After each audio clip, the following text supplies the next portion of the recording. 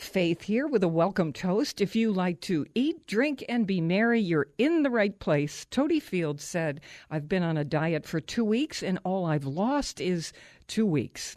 Explore the richness of life with us, and feel free to consume this podcast in 1 bite, 2 bites, or oops, I ate the whole thing. It's great to have you joining the party on the Faith Middleton Food Schmooze, the place to have a good time. An exciting lineup for you on this show, our chili party. We have the best chili. It's meatless and nobody knows. Wait until you hear about our cocktail to pair with that chili, a Hickory smoked Manhattan. Yes, anybody can make that at home. We also have a perfect wine for chili, a surprising white, not red, and we'll tell you why. All I know is that it's delicious no matter what you eat with it. All that is lined up for you and just ahead. My treasured food buddies are here. Senior contributors Chris Prosperi, Alex Province, bartender Anthony DeSerio. It's our chili party. All right. We Nice. are telling you how to make some great ones with or without beef. There's even one with lobster. And you can find the recipes, as I said, at foodschmooze.org right now. Make this in one pot, including a slow cooker. Put out toppings and chips. You're all set. I mean, think about this, everybody. You can smell that seductive aroma the minute you walk in the door. Then you see it in the pot bubbling away. Chili, don't you think chili like pizza is one of the all-time great crowd pleasers? It's American food. It's become our dish. A lot of dishes that came here from other places, I think chili's really one that... It's not Mexican? It has its origins in Mexican, but it really is. We've taken what they've done and changed it and sort of made it our own. I always think like cowboys eating it on like the tin plate on the prairie. That's where it comes from. He rode a blazing saddle. He wore a shiny We star. have one of the chili kings in the country from Houston joining us, Robb Walsh, in just a minute or so. So this is going to be exciting. Anthony, Looking you're going forward to to hear it. some things that are going to be inspiring for Oh cocktails. boy, get ready. One of the best chilies I have had in a long time. It is Chris Oh my Prosperi's gosh, that was ridiculous. chili, and this is Fulham chili. And by I like that that I name. mean it is a vegetarian chili, and it has chunks of butternut squash in it.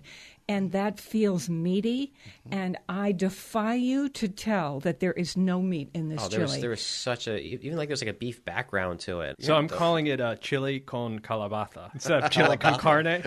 It's calabaza is squash. and Calabaza. Spanish.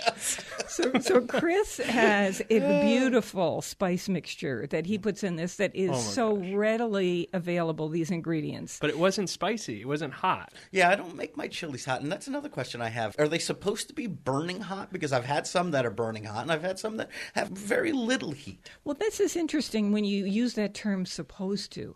I don't think things are supposed to be something if it's not to your taste. Yeah. So maybe in this modern age, what we're figuring out is that we can adjust these things to suit our own palates, but we refer to the classics when we want to. All right, we're going to go to Robb Walsh, who is author of the Chili Cookbook. I'm in love with this book. Well, I'm here to facilitate your relationship. Let's point out that you have a little box in here about making chili in the slow cooker, and so you tell us which of the recipes in your book can be done that way. You list the top 5 chili powders. And on here, I was so glad to see this, is McCormick's dark chili powder, so that if people want to get something easily in a supermarket, there that is. Your number 1 is Gebhardt's classic ancho flavors. This has a little sweetness. Gebhardt, Gebhardt. We have these listed online. Gebhardt is the most historic chili powder, and it was really created by a German immigrant who was imitating the powdered paprikas of Middle Europe. Isn't that amazing? See, And it all that's- comes from somewhere. Yeah. So Gebhardt, number 1, and number 2 would be Bollner's Fiesta Fancy Light Chili Powder. Where do you get that?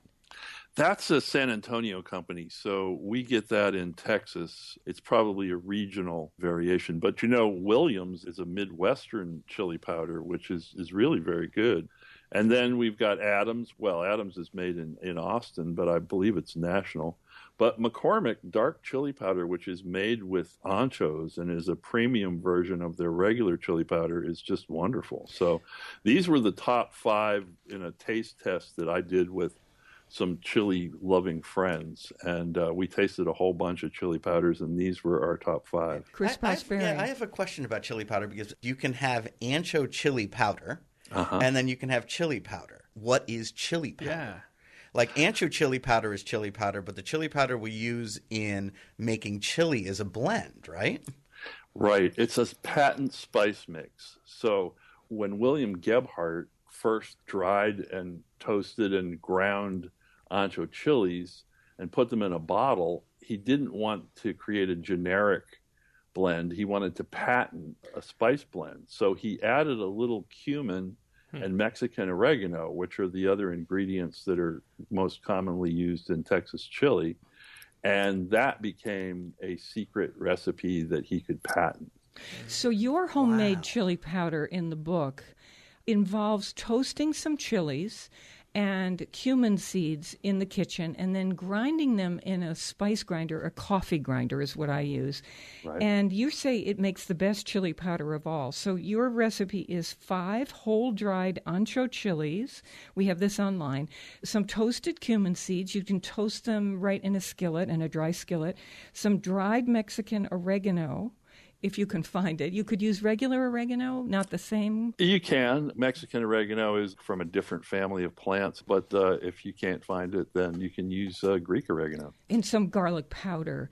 And you can store that in an airtight container until you're ready to dive into your favorite chili recipe. We have Chris Prosperi's. We're going to talk about that. And we've got, I think, the one in your book. We have it online. I'm very excited about that. This is from your cafe, El Real Tex-Mex in Houston. Let's start there. That's a favorite chili recipe because it starts with bacon, and you use the bacon grease as the oil to sear the beef. We use like half-inch cubed beef chuck. Here in Texas, we go to the butcher and say, give me some chili grind, and they grind the beef with a half-inch plate instead of the usual ground meat plate, and you get a coarse ground beef chuck, which is perfect for chili. So to that... It's a Texas thing, I'm guessing. I guess. Well, you know, I actually, when I was writing the book, my copy editor was in New England, and she said, well, you can't get this here. And so I called a couple of butchers in New Hampshire and Boston. I said, do you have a half-inch plate? And they said, yeah. I said, can you grind beef on it? And they said, yeah. So it's that complicated, okay? Ask the butcher to grind some beef on a half-inch plate. And what difference does that make? Well, you get little chunks of beef which have some texture instead of regular hamburger meat. The classic, the chili cook-off competitors chop beef chuck into pieces. The usual formula is you want pieces no bigger than the last joint of your little finger. Wow. Such an exact science there. Yeah. I bet you my little finger is fatter than yours is, Faith. I don't know. So is this happening to any of you? My mouth is starting to water. I'm hungry again. We just had chili that Chris made. It is to die for, and it's a vegetarian chili that fools you. You think there's meat in it, so we're going to talk about that too. But I am listening to you talk about this. I just want to go home and make chili and put containers of it in my freezer.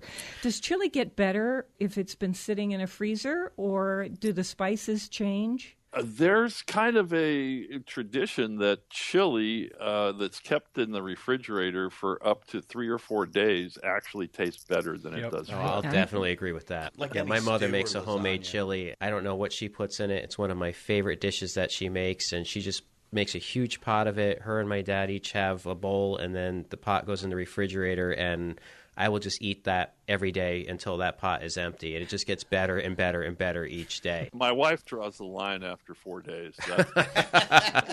That's Anthony DeSerio, our cocktail contributor, and he has created a cocktail which is a Hickory smoked Manhattan, just to match your chili recipes, and it is phenomenal. We're going to be talking about that too, Rob. Let's come back to your El Real chili con carne. You made some bacon till it was crisp, set it aside, and then browned the beef in the bacon drippings.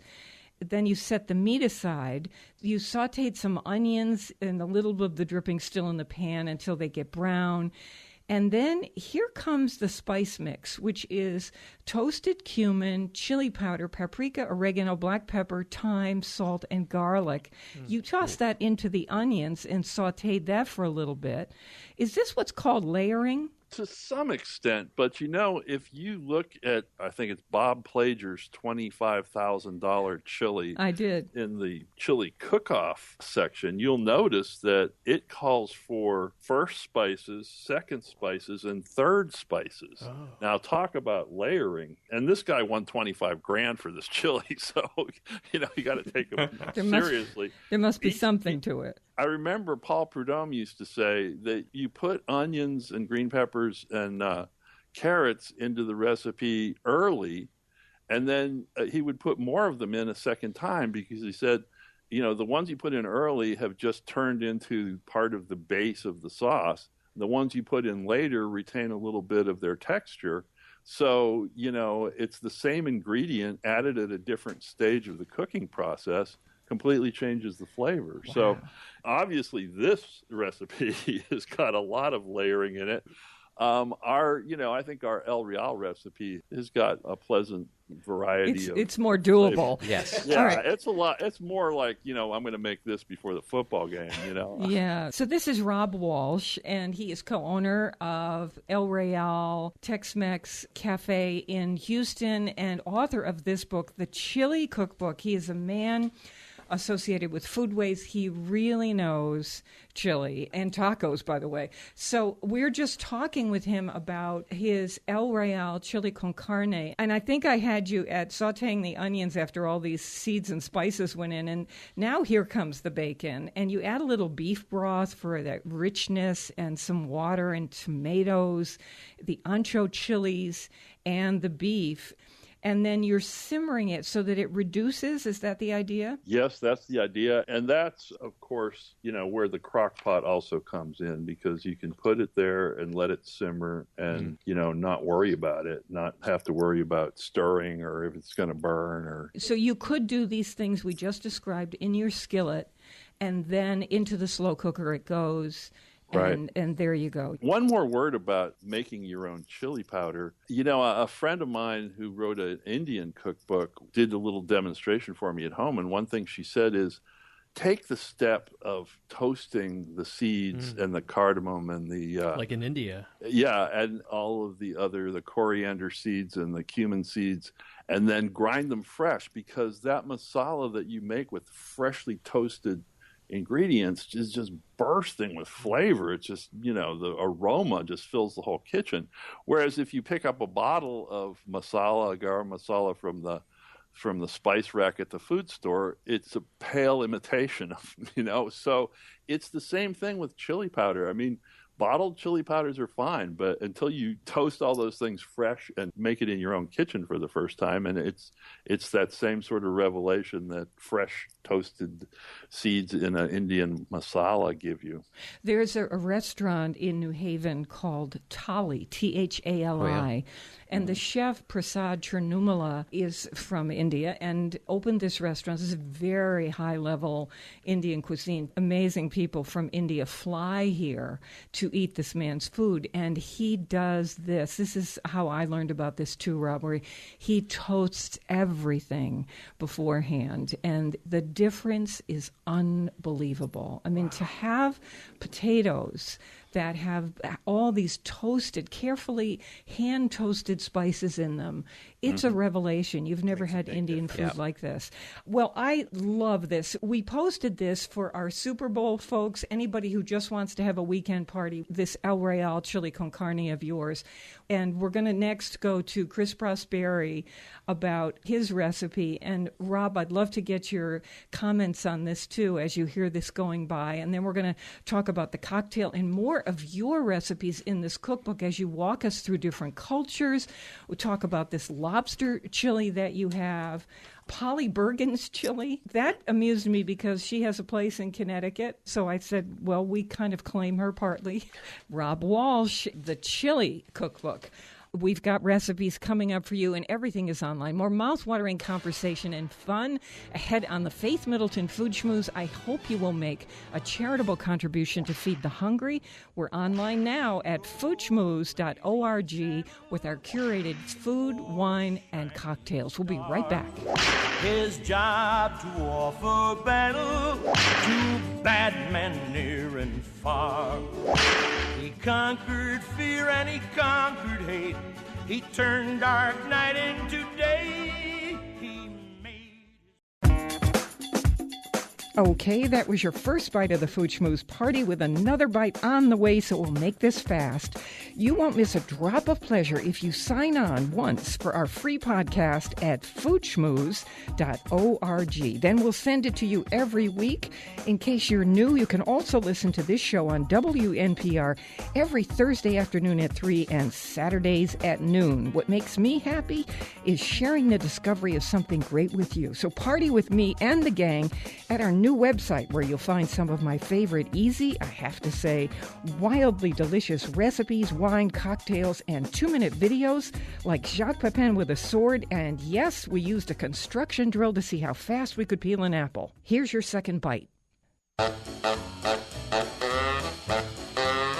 and cornbread. Beans and cornbread.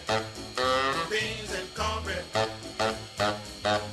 Beans and cornbread had a fight. Beans knocked cornbread out of sight. Cornbread said, now that's all right. Meet me on the corner tomorrow night. I'll be ready. I'll be ready tomorrow night. I'll be ready. I'll be ready tomorrow night. I'll be ready. I'll be ready tomorrow night. That's what Beans said to cornbread. I'm Faith Middleton, and we have a free podcast for you, meaning you'll never miss a drop of pleasure. Just sign up for it once at our site, and we'll automatically send our show to you every week so you can listen on your schedule.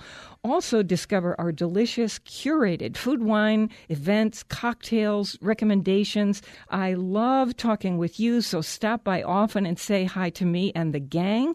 We are always online at Food Schmooze, like school, SCH, foodschmooze.org. I'm with my treasured food buddies, Chris Prosperi, chef and co-owner of Metro Beast Restaurant in Simsbury, Connecticut, wine broker Alex Province, our cocktail guy, Anthony DeSerio, who is a Connecticut bartender, and our special guest is Robb Walsh. It is a pleasure to have him. I love his cookbook. It is called The Chili Cookbook. He's Skyping us from Houston, where he is co-owner of El Real Tex-Mex Cafe. And this book is filled with chili recipes, the history of chili. It really is so convincing about why it is great to serve this comfort food, this one-pot dish, whether you're doing it in a slow cooker or you've got it in the oven. Different ways suit different recipes, no matter how you do it. Oh, this has really turned me on to chili in a new way. Okay, Chris Prosperi, we just ate your dish, and it is one of the best chilies I have had. Vegetarian chili. So and good. It's so tricky. Oh, come on. I was vegetarian. Right? It still is don't so believe it. fools you because of that butternut squash. So let me just run through what's in here. Some white onion, butternut squash, chili powder, cumin, granulated onion powder, granulated garlic powder, chopped tomatoes, beer, low-sodium vegetable stock. The beans of your choice could be red, could be white, then chopped cilantro or scallions on the top, some kosher salt, anything else you want to add on top as you're having a little bit of a party. Make it your own. Okay, Chris, tell us how this comes together. That squash is the secret And thing that's here. the thing, and I've had vegetable chilies before, and I've had vegetable chilies with lots of different vegetables in it. But not until I had one with butternut squash, and I've also done it with either pumpkin or basically any of the really firm autumn squash that we get around here. Any of those work really well in that, and it gives you that kind of mouthfeel and texture of of like braised beef. Yeah. It does. There's something, not the resistant chew. The Almost meatiness the way to it it. falls apart too in strands, right? When you look at pumpkin and butternut squash, when it cooks and it braises, it does sort of break apart like little chunks of beef would. You put your own chili powder in here, and you've graciously given us your little chili combination, and I love that. So some ancho chili powder, cumin, ground coriander, oregano, paprika, and a little bit of cocoa powder, and we have that online too. Go ahead. And like you said, if you want to step it up and use whole seed and toast it, that's going to make this even better, right? Because that is a great tip that he gave you. Okay, right? so let's imagine, and you can do this one in the slow cooker, which I love. So take us through to the part where it goes into the slow cooker. How does it start out? Go So ahead. sauteing some onions, real simple, in some oil. Since I'm not using beef or bacon or anything, I like to use a lot more onion than I would if I was just doing like a meat chili, because you're looking Makes for it juicier? more. Yeah, and you're looking for more flavor. So I use 4 cups of onion. So a good amount of onion goes in the pan. You get that going until it just starts to wilt a little bit, and then you add 2 big butternut squash, so about 2 pounds of squash, and cut into nice little small chunks. Cook that for a few minutes, and then you add your chili powder, your cumin, your garlic, your onion, and get that all cooking. Now, Stirring, and just get that cooking. And now this is where you can just take it and put it in the slow cooker, add your tomatoes, your beer, your vegetable broth, your white beans, and just throw it all in the slow cooker and let it go. Of course, I've got to ask, what kind of beer? You don't care. Yeah, and I don't care because I've done this Because with... there's like IPAs, I know, there's you know, ales. and I've done this with so many different types of beer, and it does change the flavor just a teeny bit, but it doesn't make it any better or worse. And then you like to serve with all these garnishes. Yeah, and I think like when he does his chili party in the book, he has that, right? All these little condiment-y kind of things and the different types of beans to serve alongside the chili. And that makes it fun. I like little chopped up tortilla chips. Or What even about just cornbread? cornbread?'s good too. Beans and Yeah, cornbread. anything In a like skillet. that. Yeah. Rob, I love this idea of having a meatless chili. It's not that I want to fool people, but I think we all are so used to, as human beings, having the chew of meat that we miss that texture. And so I like that Chris has done this. How about you? That sounds like a great one. We had chili in the book with sweet potatoes. Yeah, same. Oh. Kenji Lopez Alt, the Food Lab guy, has a great suggestion about making vegetarian chilies. He suggests using Marmite, which is made of yeast extracts, but it's, as he puts it, packed with glutamates. Yeah. And adding a little Wow. Marmite to a vegetarian chili gives it more It's of a that great meaty idea. flavor. Yeah. So it's not Glutamates- MSG, though. No, but glutamates is one of the things you get from meat, especially like in a chili. You get a lot of it, so that's a great. Honestly, my mouth is hanging open. and That is watering, such- right? I was watering just That thinking is about a Marmite. genius tip. It's that umami flavor Yeah. that it brings back. So Marmite, for those who don't know, is this kind of yeasty stuff in a jar. And if you have grown up in Britain, Yeah, I was going to say it's English, right? you want this spread on your toast. Which is too much for me. And you can get this often in major supermarkets in the international section. A thin layer is the key. So we are having a chili party right here on the Food Schmooze Party and inviting you to join us. All this stuff is online, including a feature about Robb Walsh's excellent book, The Chili Cookbook. I have a question about beans. Can we get that out on the table? Because it seems to be one of those things with people that are very serious about chili. It's either in there or not in there, and there's no right gray area here.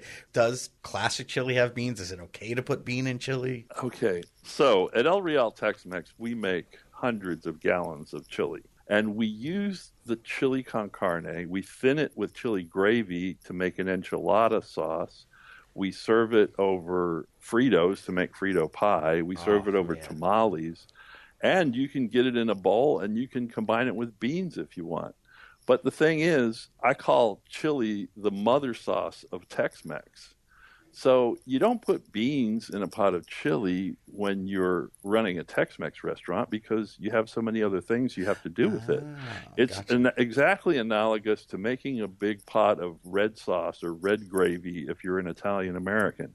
It's like no spaghetti in the red sauce, okay? You might put the red sauce on some spaghetti later on, but you don't put the spaghetti in the pot. That's the perfect analogy. That makes sense now. So, because you're going to use the red gravy to make some lasagna, to make meatball grinders, and lots of other stuff. So in Tex-Mex, we don't put beans in the chili because we have so many other things we have to do with it.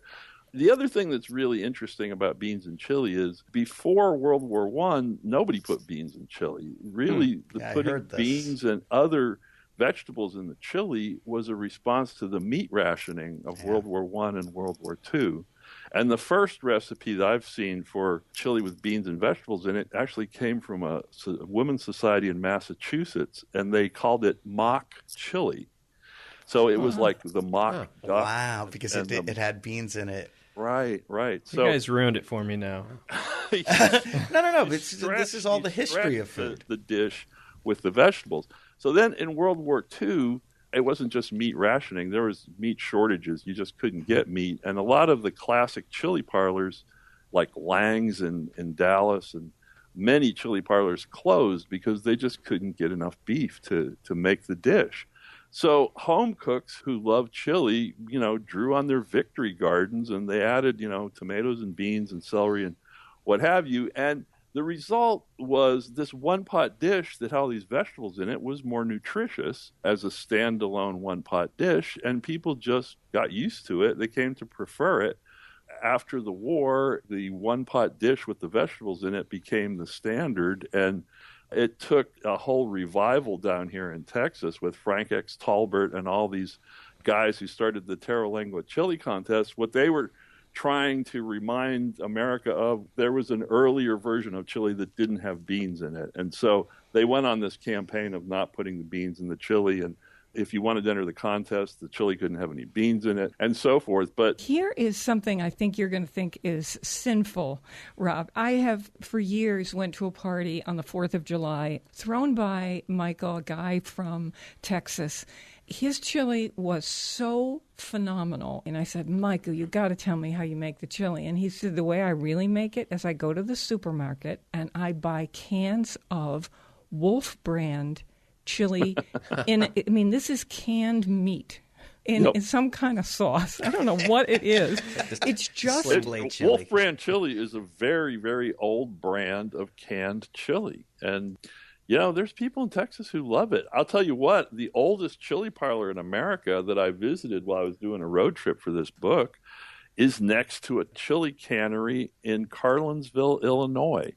It's called the Taylor Mexican Chili Company, and they serve the same chili they put in the cans at this chili parlor, but the place first started in business in 1904 after the St. Louis World's Fair. And they still have commercials here in Texas, and their slogan is, "When was the last time you had a steaming bowl of Wolf brand chili? That's too long."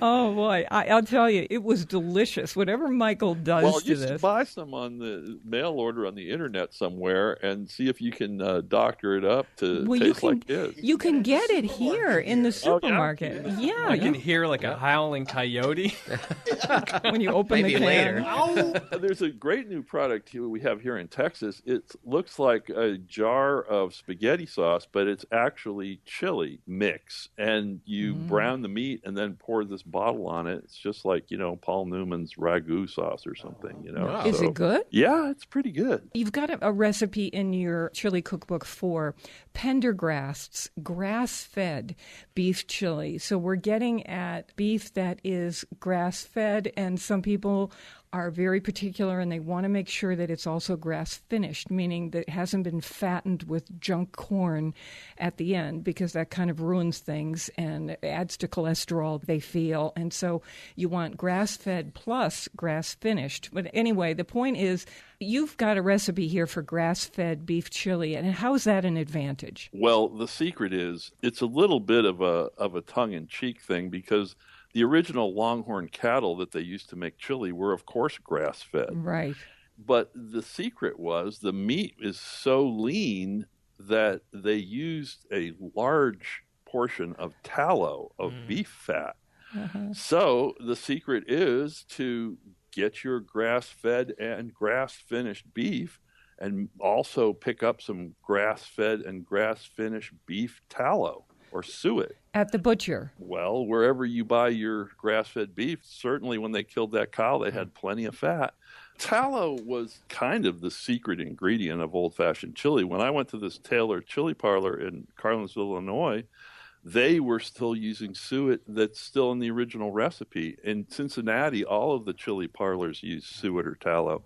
That fat gives chili a very distinctive flavor. You know, that's what McDonald's used to fry their French fries in. They haven't tasted the same since. That's right. Actually, it's a very flavorful fat, cooking fat. And, you know, a lot of us have rediscovered cooking with lard and found that it's much lower in bad cholesterol. Makes the best pies. And it's from that time period, right? Yeah, that's the thing. So that's what if we you're, cooked yeah, it I mean, with if back you're then. open to the idea of using lard in your cooking, why not tallow? I've just started going to the supermarket and asking them for beef fat, and they pretty much throw it away. So if you'll pay $1 a pound for it, they're pretty happy. The other thing I've discovered is I barbecue a lot of brisket, and I shave the fat off of the brisket down to a smaller fat cap in order to get a nice bark on it. And I've been now rendering the fat that I'm cutting off of the briskets. And in fact, some of us are rendering the fat in the barbecue smoker, so you end up with smoked fat. Now, do you know how if your cat sits on the windowsill and sees a bird out in the yard and starts snapping That's what Faith looks like right now. snapping its teeth together? That's what I'm doing in my chair as I'm listening to this. You have Polly Bergen's chili, and she is a part-time person in Connecticut. In fact, might even be full-time now in Litchfield County. And I burst out laughing because you said you grew up with your mom's chili. Right. Only to find out. Yeah, I called her up and I said, Mom, I need your chili recipe. And she said, okay, honey, I'll look it up for you. I said, I haven't looked at it in years. I just memorized it. So she went to her old recipe card file. And she calls me up and she said, I'm so embarrassed. Turns out that recipe I've been using all these years, I haven't consulted it lately, but it was actually a magazine clipping of Polly Bergen's chili recipe. So my mother had cribbed this Polly Bergen's chili from a magazine years and years ago, probably the 50s. And it had turned into my family chili somehow. That was during the studio period when the studios were issuing. I wonder if next time we run into Polly Bergen, we have to find out, is this really her chili recipe? Or right. Was it the studio putting out? Yeah. I just had to Google who Polly Bergen is. She was a movie star of the 50s, and she was originally from Tennessee, I believe. Wow. Wonderful. You know, people of a certain age will remember her, and I remember her. Okay, so Obama family chili is in here. I guess he's a big chili maker. This is his dish, huh? Yeah, it's his one and only. As he says, it's the only dish he really makes. He says it's zingy enough for his college days. I don't know. It doesn't sound very spicy to me, but... So onion and pepper and garlic, olive oil. You can use ground turkey or beef. They seem perpetually healthy in that family, so I bet they're using turkey. Ground cumin, ground oregano, ground turmeric, ground basil, chili powder, red wine vinegar, tomatoes, red beans, and I see what you mean. There's nothing showing here that would really grab you in terms of heat. No, it's only 1 tablespoon of chili powder, which I think 2 is sort of standard for a pound of meat. Up to 3 or even 4 is not unusual. So 1 is pretty light. Okay, why can't you do any chili in a slow cooker? Well, some chilies like to cook all day and are fine at the end of the process, but some you need to, like, for instance, when you braise short ribs, you need to shred the meat. There's intermediate steps that make it impractical for the slow cooker. Berber tagine, for instance, I want to cook it in a tagine. Yeah, I do too, when I was reading that recipe. That brings up this idea that chilies are in various cultures. I just haven't thought of them that way. So the tagine would be one, Middle Eastern. The tagine comes to mind because the influence of the Canary Islands is really strong in San Antonio Tex-Mex because the Spanish brought colonists from the Canary Islands to San Antonio in the 1700s to create more citizenry, really, for the fledgling city of San Antonio. They had missionaries and Indians and soldiers, but they didn't have any citizens. So they recruited people who wanted land in the Canary Islands to come to Texas and become the noblemen, the alcaldes of San Antonio. And they brought with them a Berber profile of spices including lots of cumin and chilies and these kind of flavors that you find in a tagine. Well, how far back does chili go? Who do we credit with this amazing discovery? I credit Mesoamericans, because when the Spanish arrived, they found Mesoamericans stewing all different kinds of proteins and vegetables in chili sauces. And in fact, the Franciscan observer Bernardo Sagayun referred to a turkey stewing in chili, to something that resembled ceviche, but the one that he remarked on as being the most delicious was lobster cooking in chili sauce. So how far back does that one go, the lobster one? Figure that the Spanish observers were reporting on it in the early 1500s. So how far back does it go in Mesoamerica? Well, we don't know. And we know when it was first reported on. And that was 1529. Wow. Our special guest is Robb Walsh.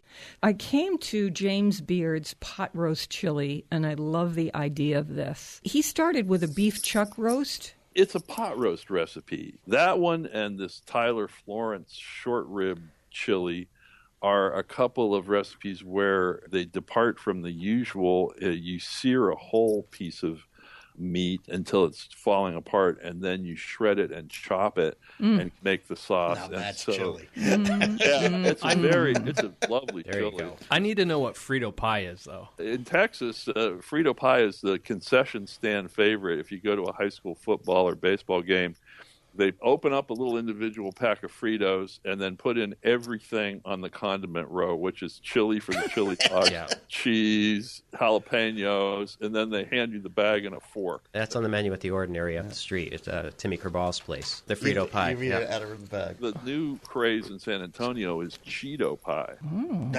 You stop faith in your tracks. Wow. All the brakes just came on right there. My teeth are snapping again. I'm wagging my tail. What I'm doing. All right, please support your local food growers and food makers. On the other side of this very short break, we are going to tell you how to make at home a hickory smoked Manhattan.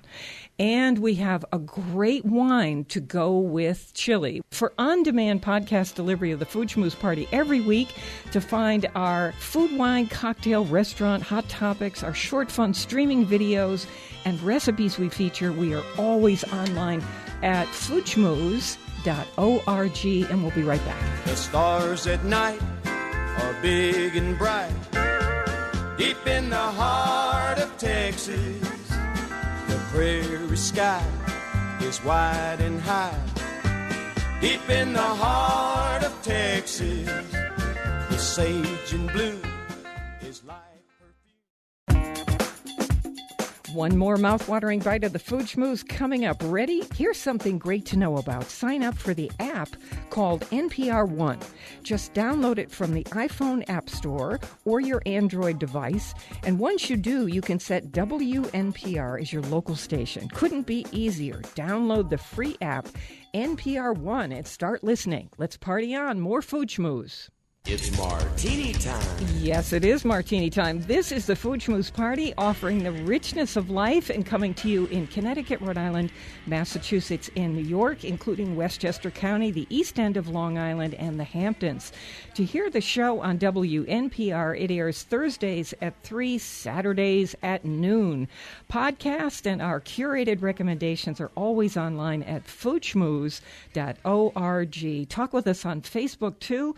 Search Faith Middleton for Facebook. And also, if you're there like us, we'd love to get into a conversation with you. We're having the best time on Facebook. I'm with wine broker Alex Province, with Chef Chris Prosperi of Metro Beast Restaurant in Simsbury, Connecticut, and our cocktail guy, our chief contributor on cocktails, and that is Anthony DeSerio. He's a Connecticut bartender. And Anthony, Robb, has made special for this show with you, featuring your various chilies and Chris's chili. He's going to tell us how to make a hickory smoked Manhattan. There's a few ways to go about doing this. This is one of the ways that we do it up at Sticks and Stones at Mohegan. I just got to throw this out to Ryan Tunnicliffe, who taught me how to do this. There's some professionals out there that have a smoking gun, and we could tell you how to do that. The way we do it... You can get those online. You can get those online. You can get them in cooking stores. What we use is a plank, like a cedar plank For doing salmon. For salmon. We use a hickory plank. What I did is I smoked the glass here first because I didn't want to do it in the studio because it does create a lot of smoke. Aww. So if you are going to do this at home, I always say do it over your range top stove with your with the hood going, and always keep some water nearby. The planks, they won't burn, but it is fire, so just have a little water ready next to it. And what are you doing with the plank? All you do is you take the plank and you have your glass ready, or your glasses if you're serving multiple friends, and you get just like a propane torch or a butane torch, like a camping torch, and you just slowly kind of rotate it on top of the plank that's lit, and once you see that smoke coming, turn your glass upside down over the smoke. Just like you're putting the fire out, even though the fire's not there and it's just smoking. So now that smoke is going to coat the inside of the glass with the flavor. So in this case, it's a hickory smoked glass. And then we're just going to make our Manhattan. In that glass? Yes. And by the way, this recipe is posted online. Rob, you're following this so far, right? Yeah, this plank won't stay lit, though. You don't want it to stay lit too long. I'm just going to give up and put it outside in the barbecue smoker. You can do that as well. Put the That glasses is in one the of the smoker? ways. You can put your glasses in the smoker, maybe pour the rye out, put that in your smoker if it's in like a heat-safe container. There was another way that you said you could infuse one of the liquors in this cocktail with hickory chips. Yes, you could use just regular hickory chips, or if you can get sticks. If you have a large enough container, just like you were steeping tea, you take hickory chips, or a lot of people that make their own wine at home and they want to add some oak, just get hickory and put that into your spirit of choice. To this case, we're using rye. Let it steep overnight or to taste, and then strain that out through a fine mesh strainer back into your bottle, and you have a hickory-infused spirit. So that's another way to do it. That's another way to do that. So I actually did that with this rye just for today, too. So we did a little extra.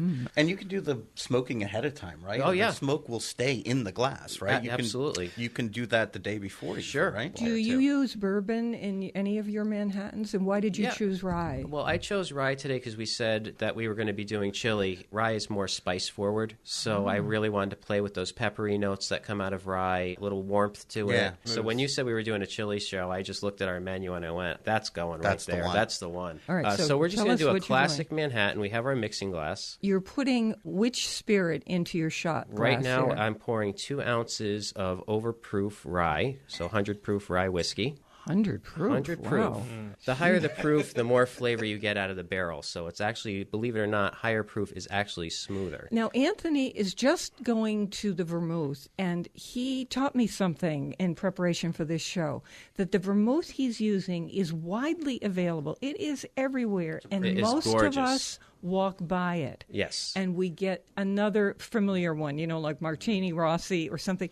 This is the one to get, the one we walk by. It comes in a bottle or a can. Yeah, it's called the Carpene Antica formula. Carpene Antica. It's an Italian sweet vermouth, so it's a still fortified wine, and it's pretty much the original. Is it expensive? It's not that expensive. Is it more expensive than the... It's more expensive than the others, but it's So definitely good. worth the good. extra effort. If you're at home and you don't make a lot of Manhattans or you don't use a lot of sweet vermouths, just get the smaller bottle and then keep it in the refrigerator. You're going to get more length out of it. I mean, because it is fortified wine. It's wine. I'll tell you what, if you pour a shot of that over ice and add a little soda, that bottle won't last very long because that stuff is You're exactly right. delicious. And that's exactly it is. It's like a bitter cola syrup. You It's can just drink that wonderful. Over straight. ice cream. Well, make your Over own ice soda. cream. It makes it beautiful Negroni as well. Oh, did you just say over ice cream? Alex, that is a great idea. So in the shaker, the rye sweet vermouth is in there. And then I have everybody's favorite, what do I do with this bottle, Angostura bitters. That's your salt and pepper of all your cocktails. And that's another one that lasts forever in your So about refrigerator. 3 shakes of that. I like mine to have a little extra bitters because I like that spice, and especially with the chili, I wanted to add some more spice. Just to reveal the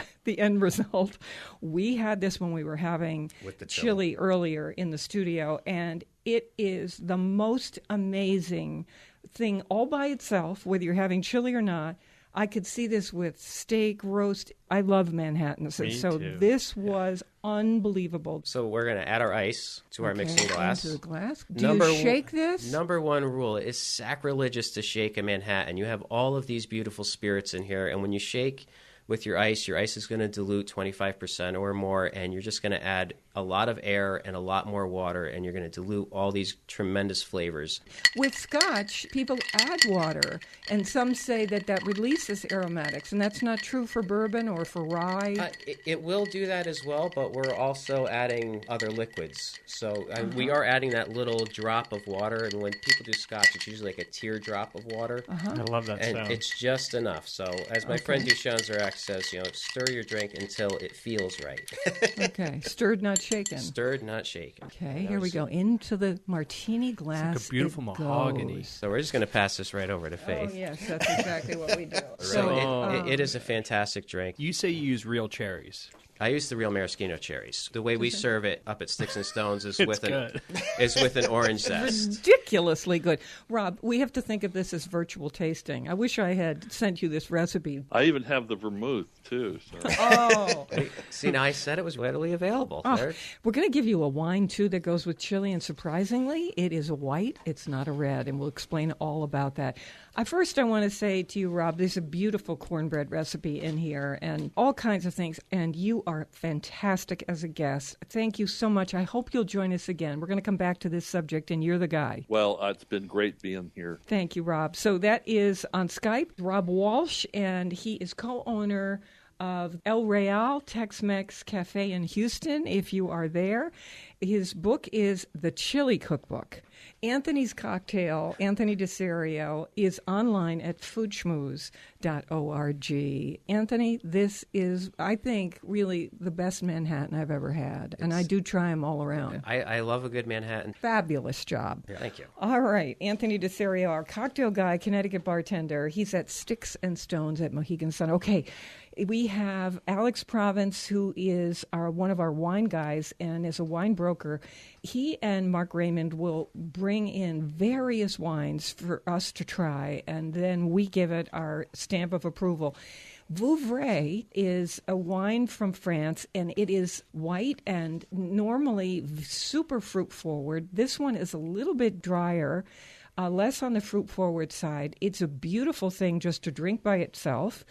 So, Alex, tell us why you recommended this for a tomato-based chili. When I pair wines with spicy foods, I'm always thinking of like what makes barbecue sauce. It's acidity, it's a sweetness, like a sugar, and then a spice. So thinking of chili, there's a huge spice component. Wine that has acidity and a bit of residual sugar sort of plays off that barbecue sauce trilogy, the three things. So it did. When we were taking that was amazing. Really great. And I wasn't expecting that because I never think wine and chili. I always think beer. So we have the label photographed for you that you can just take it to your wine store or read it to them before you go. Yeah. It's a beautiful French label, but unfortunately it's French, so it's Vigno Chivre. And it's this is why we took a picture of it. So it's not easy to pronounce, but the region's Vouvray, and then the grape is Chenin Blanc, which is sort of like a Chardonnay. It's not oaky, but it's nice and crisp. Right? Yeah, nice it has a a buttery nice quality fruitiness to it. And the best part is when you swirl it around in your mouth, there's some viscosity to it. It's not thin like water. It's more like half and half or something. And it's you need full that body. with chili, right? Yeah. You need something that's more structured. Right? Yeah, Because especially if you're otherwise going to it do a white because, it's sort of counterintuitive. You were thinking red. Yeah. So was I. But you could also do like an Alsatian-style wine or German, Riesling. that's A kind of Gruner. You could do Yeah, an Mark Austrian Schmieder. Gruner. This one is drier, but it still works really well. And that kind of makes sense because you drink whites like this with Chinese food and spice, Yeah, right? exactly. So, Indian, yeah. we think beer, and there's beer in your chili, Chris, Yeah, which is sure. phenomenal. So we think beer with chili, and it is a very malty, nice pairing. Yeah. But the wine and this cocktail, these were terrific. The cocktail was amazing with the chili. Oh, my Yeah. gosh. Amazing. It really Smokiness. is amazing. I would just, And the for sweetness any of the reason, butternut just squash, about that any was food, a home run. I would have that cocktail. So I'm trying to think, do you start off with a cocktail Yes. and then lead that into chili and then pick up with a Vouvray and then go into Sounds back to the cocktail? We're right back to the chili party now. I'll even throw one more. Take a little rye or bourbon, and before you add the beer to the chili, just add a little splash of bourbon Like to the chili. flambe? Seriously? Yeah, just a teeny bit, not much, a shot or so. Before And the beer? Before the beer, and just flambe it and get the alcohol out. Have Flambe that it. So put it in the pan. you don't want us to light it. No. You just, if the pan's hot enough, it'll light by itself. Yeah, I like lighting it. You can light it too. Yes. Okay, We'll so have fire but everywhere. Yes. Well, since he's he's burning smoking, Hickory since he's- boards see, that's and- the thing. Is that I just thought about it in the flambe because he's smoking the board. And the He's got flames will go out by themselves also? It's only a Okay. shot. It's tiny. So I'm thinking taking the hickory plank and then taking a little hatchet and turning them into strips. Sure. That way you don't have a huge board, Right. and then you can almost light it and then blow it out, and then you have the smoke Yeah, coming you can out, do and that you can too. hold it right Sure, over almost glass, like a right? almost like a hickory match, if you will. Yeah. I want to thank our senior producer, Robin Doyen Aiken, and to all of you, Alex Province, Chris Prosperi, and Anthony DeSerio for being with us and having so much fun, as you always do. I consider myself a very lucky person to be doing anything with this crowd of talented people. We love having conversation with you on Facebook. If you're there and you're chatting with us, sometimes we're asking questions to kind of get the crowd response to things. It's like a little test of where are people on this? Sometimes we debate these things in our studio, and then we say, let's ask the crowd. Put it out to the people. Yeah, but we try not to waste your time. We really want to know what you're thinking about these things. And other times we're just sharing our experiences and want you to know about all these talented people that are around us. And thanks to the internet, even people far away are close to us. So our job is to curate on your behalf. That's what we do. So you can find us at Faith Middleton Food Schmooze on Facebook. Thank you all so much. It has been so fun to have a chili party with you. We're on WNPR Thursdays at 3, Saturdays at noon, weekdays. Hear my 60-second Food Schmoozes. Join the conversation with us. We're always up for a good time online at foodschmooze.org. In New Haven, I'm Faith Middleton.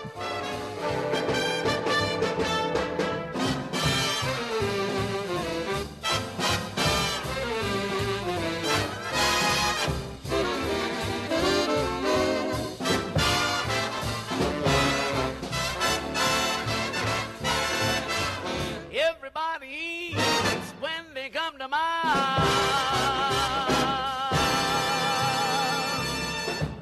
This is the place to have a good time, so please come back. We also love talking with you online, offering our curated take on the richness of life, plus our free podcast.